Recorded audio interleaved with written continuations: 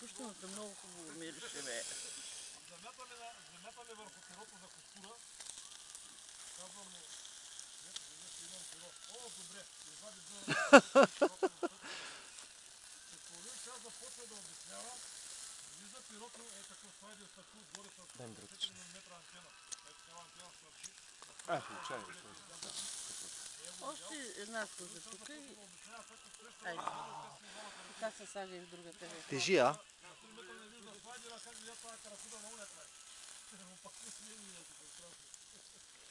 Що не сме още една виличка, бе, човек?